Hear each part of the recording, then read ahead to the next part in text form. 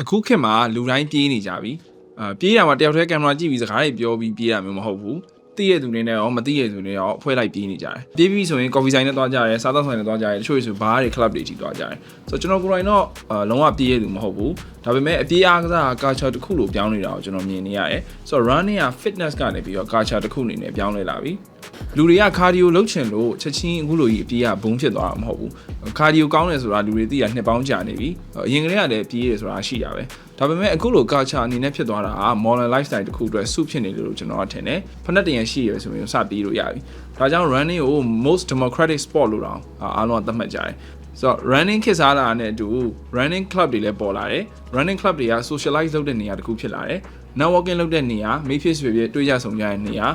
dating လုပ်ကြတဲ့နေရာ gym တွေကလို့တယောက်နဲ့တယောက်စကားမပြောဘဲ mirror ကြည့်ပြီးတော့အားကစားလုပ်တာမျိုးမဟုတ်ဘူး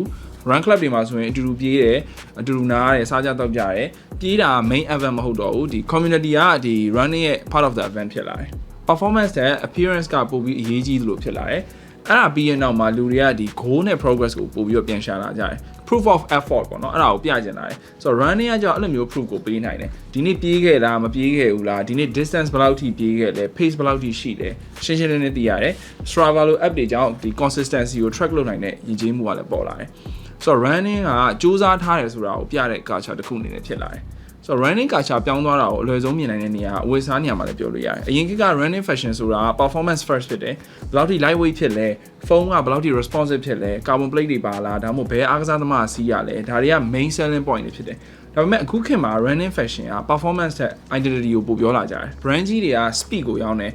record ကိုရောင်းတယ် technology ကိုရောင်းတယ်ဒါပေမဲ့အခုပေါ်လာတဲ့ independent running brand တွေက feeling ကိုရောင်းတယ် experience ကိုရောင်းတယ် belonging ကိုရောင်းတယ်ဥပမာ satisfy ပေါ့နော် satisfy ဆိုတာ Paris က brand တစ်ခုဖြစ်တယ်သူ့ရဲ့မူက punk aesthetic ကို running နဲ့ချိတ်ဆက်ထားတယ် running ကို mental experience ဖြစ်ခုတ်လုပ်ထားပြီးတော့ raw ဖြစ်တဲ့ graphic တွေ minimal design နဲ့ branding တွေကိုအဓိကသုံးထားတယ်ဒါက performance marketing မဟုတ်တော့ဘူးလောက cultural marketing တစ်ခုဖြစ်လာတယ်နောက်တစ်ခုက Trustmate ဆိုတာ Boston က brand တစ်ခုဖြစ်တယ်ဆိုတော့ Boston ဆိုတာနဲ့ Boston Marathon ကိုအကုန်လုံးသိကြတယ်သူတို့က modern running ကို heritage Ivy League aesthetic နဲ့ပြန်လည်တည်ဆောက်ထားတယ်ပြောရရင်အပြေးလောကရဲ့ Polo Ralph Lauren လို့ပြောလို့ရတယ်နောက်တစ်ခုကကျတော့ Bandit Running New York based brand တစ်ခုဖြစ်တယ် Urban Run culture ကိုကိုစားပြုပြီးတော့ city cruise တွေ night runs တွေ community drop တွေလုပ်တယ်နောက်တစ်ခုပြောချင်တာကတော့ UK based high performance independent brand တစ်ခုဖြစ်တယ် Soar Running ဖြစ်တယ်ဒီ brand က independent ဖြစ်တယ်ဆိုပေမဲ့ luxury tailoring approach နဲ့ဒီ precision performance ကို combine လုပ်ထားတဲ့ပြေးအားကစားပစ္စည်းကိုရောင်းတယ်ဈေးလည်းအရင်ကြီးတယ် performance and quality ကိုလုံးဝရှော့မထားဘူးဆိုတော့ running culture competition driven culture မဟုတ်တော့ဘူးအပြိုင်ဆိုင်လုပ်တယ်ဆိုတာထက် participation culture တစ်ခုဖြစ်လာတယ်ဆိုတော့အကုန်လုံးပါဝင်ဆင်နွှဲနိုင်တဲ့ culture တစ်ခုဖြစ်လာတယ်အခုခေတ် running culture မှာ elite athlete မဟုတ်တဲ့သူတွေက market ကို drive လုပ်လာကြတယ်ဒါကြောင့်လဲ running brand တွေက streetwear brand တွေလို့act လုပ်လာကြတယ် limited drops တွေလုပ်လာတယ် storytelling campaign တွေပုံတွေဒီ video တွေရိုက်လာတယ်community event တွေလုပ်လာတယ် collaboration တွေလည်းလုပ်လာကြတယ်ဆိုတော့ running gear ကအခုဆိုရင် workout uniform မဟုတ်တော့ဘူးဒါက lifestyle uniform တစ်ခုဖြစ်လာတယ်ဆိုတော့ခုနကပြောတဲ့ running brand တွေပေါ်လာတာကဒါ running sport တစ်ခုလုံးပြောင်းလာတာလို့ပြောလို့ရတယ်ဆိုတော့ running က sports တစ်ခုဆိုတာလည်းပို့သွားပြီ sub culture တစ်ခုဖြစ်လာတယ် lifestyle တစ်ခုဖြစ်လာတယ် identity တစ်ခုဖြစ်လာတယ်ဒါကြောင့် independent running brand တွေနေရာရတာကအံ့ဩစရာမရှိဘူး market ကြီးလာတယ်မကဘဲနဲ့ဒီ market တစ်ခုလုံးရဲ့ mindset ကပြောင်းသွားတာကြောင့်ပြောလို့ရတယ်ဆိုတော့ running က culture တစ်ခုဖြစ်အောင်လည်းမကဘူးစီးပွားရေးတစ်ခုလည်းဖြစ်လာတယ်ဆိုတော့ major marathon တပွဲလုပ်ပြီဆိုရင် entry fee နဲ့ဒေါ်လာတန်းနဲ့ချီဝင်လို့ရှိတယ် runner တယောက်ချင်းစီကဒီမျိုးလာမယ် hotel တဲမယ်စားမယ် shopping လုပ်မယ်ဒ